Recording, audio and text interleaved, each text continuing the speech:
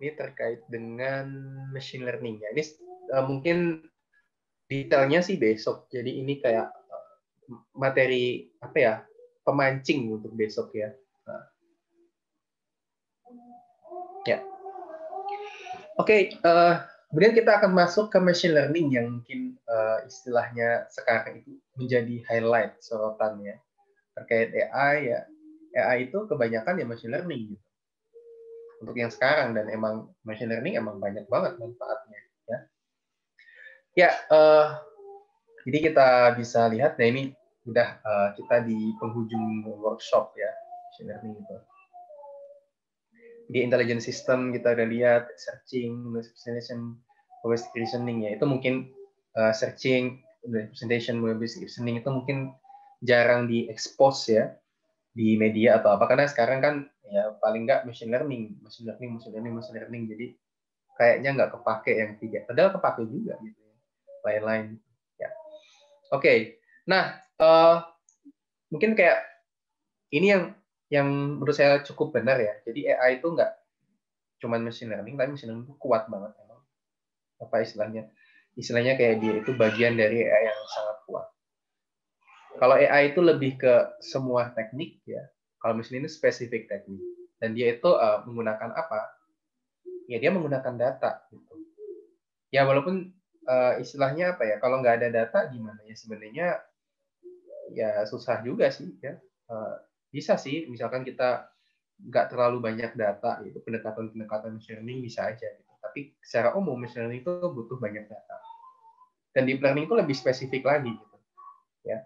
Dia pertama dia harus menggunakan yang pendekatan multi layer neural network. Jadi jaringan saraf tiruan, dan di tengah-tengah itu ya, di tengah-tengah itu ada banyak lapisan layer-layernya.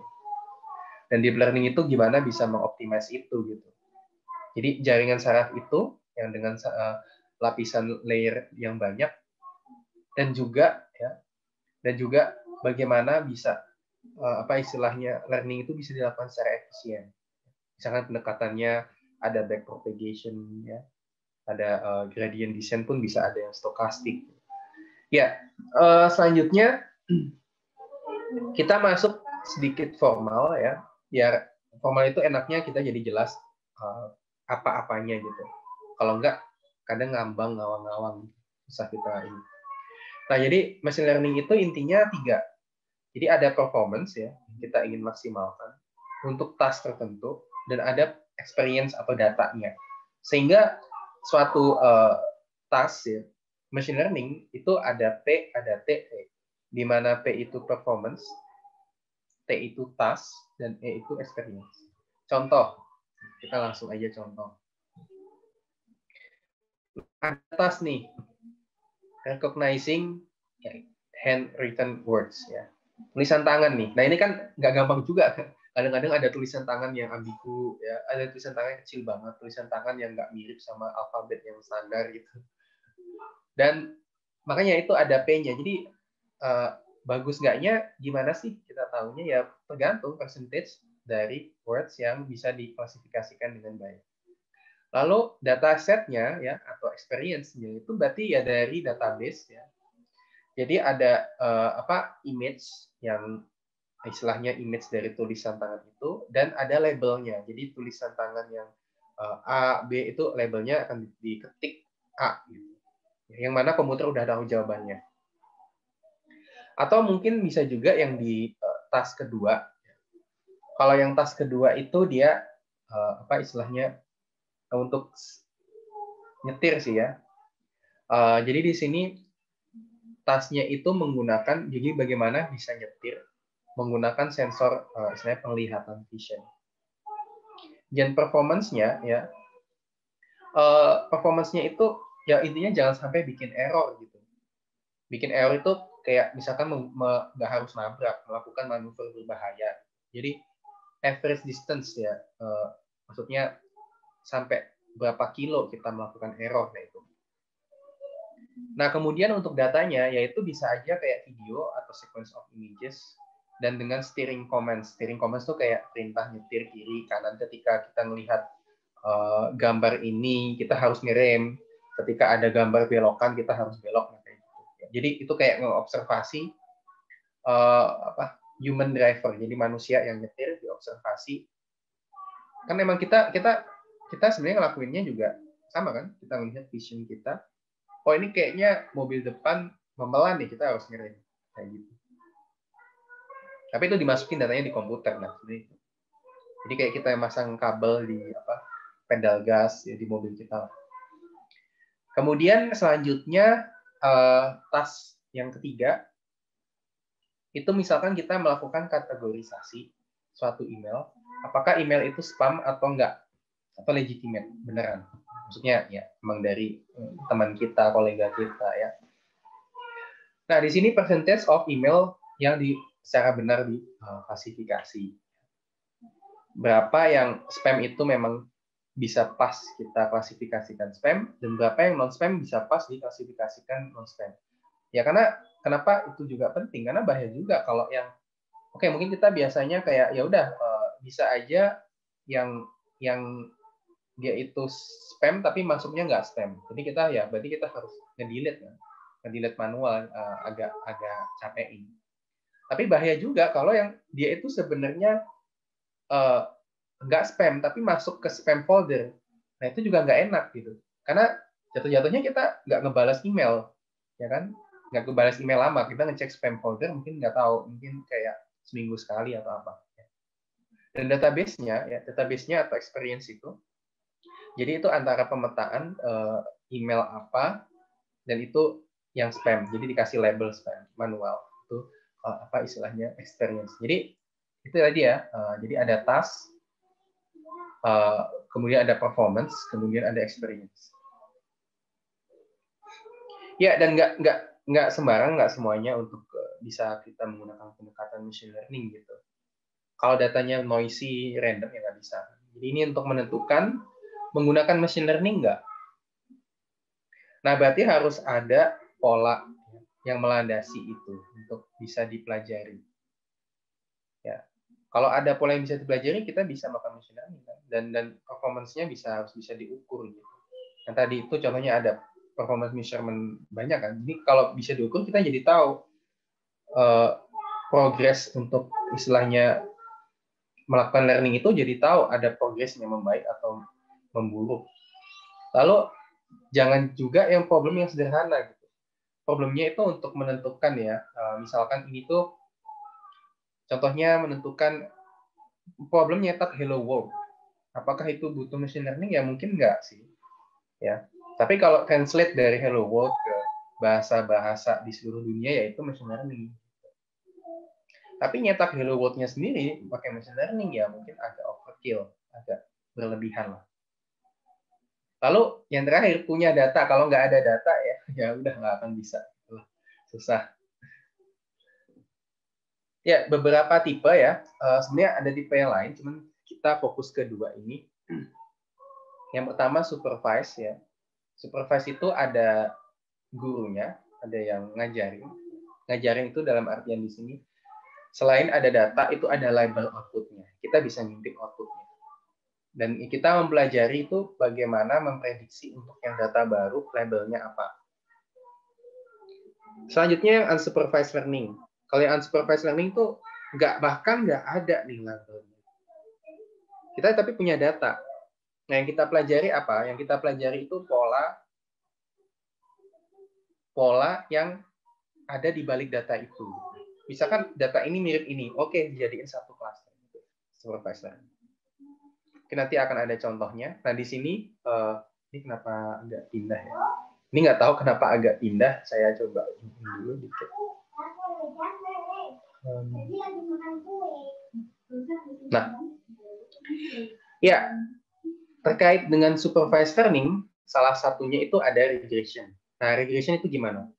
Regression itu ya mungkin udah pada tahu atau mungkin pernah dengar linear regression, ini biasa di statistik juga. Intinya kita ada data yang titik-titik merah ini. Di sini ini jumlah jangkrik ya bersuara tiap menitnya, dan ini ada temperaturnya. Jadi kalau menurut mungkin ilmu zoologi ya, kan tuh katanya kalau semakin sering jangkrik itu bersuara, itu suhunya makin panas gitu. Ya kan? Nah, jadi di sini ada datanya nih, ya. Nah, di sini ada datanya yang titik-titik merah ini. Nah, pertanyaannya, misalkan kita ingin tahu nih, bagaimana kalau di sini nih, yang mungkin di titik ini deh, 125 aja nggak ada nih. Jumlah, kalau misalkan ternyata ya, oh ternyata 125 kali nih bersuara dia dalam 1 menit. Kira-kira temperaturnya berapa? Nah, kalau kita cuma ngandalin data yang ada, alias kita hafalan mati, ya susah. Kita harus benar-benar exactly nemuin data yang lama ya sebelumnya. Di sini kan enggak. Di sini kan 125 enggak ada. Nah, itulah kenapa kita bisa menggunakan pendekatan linear regression untuk menemukan best fitting line. Intinya kita menemukan nilai di sini M sama B-nya. Karena X itu kan dapat dari critical chirps per minute, dan Y itu dari temperature-nya, dan M sama B itu yang kita cari. Seberapa miring ya, dan intercept-nya berapa. Nah, ini regression. Lalu di sini ada classification nih, ya kan?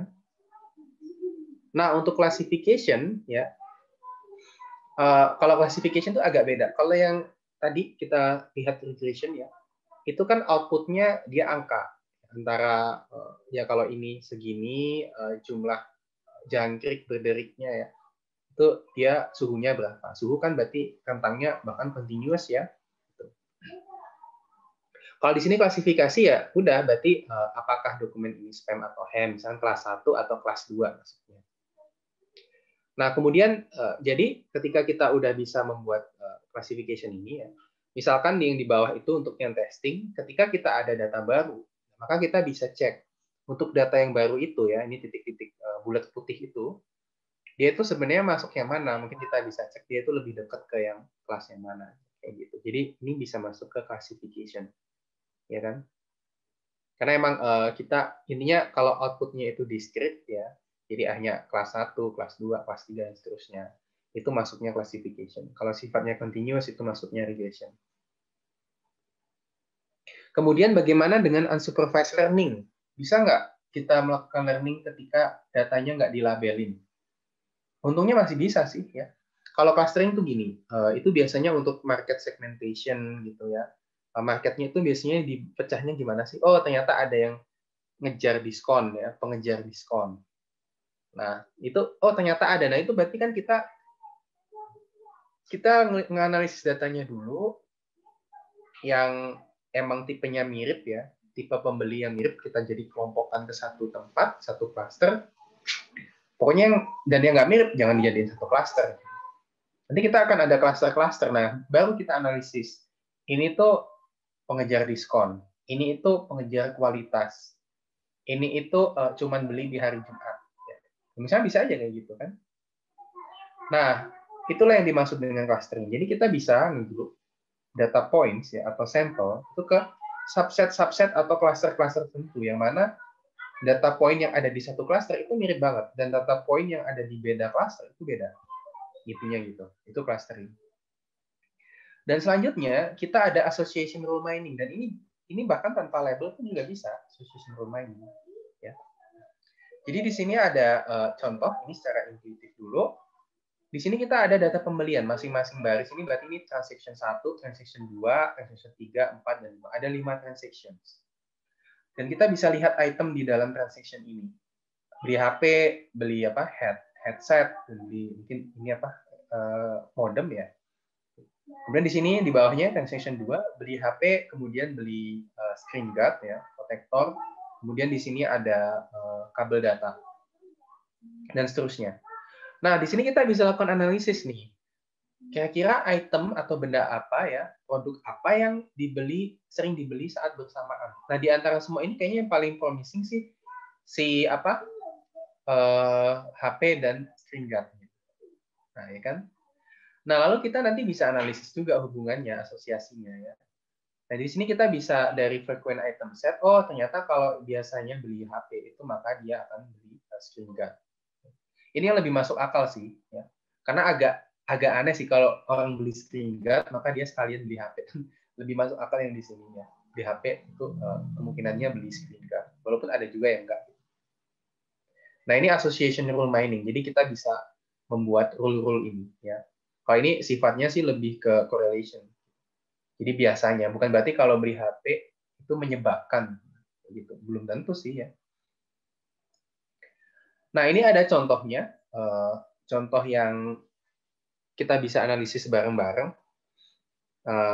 Di sini ada transaction ID itemnya. Di sini mungkin beli kebutuhan rumah tangga di suatu negara yang suka roti ya, mungkin di sini. T1, T2, T3, T4.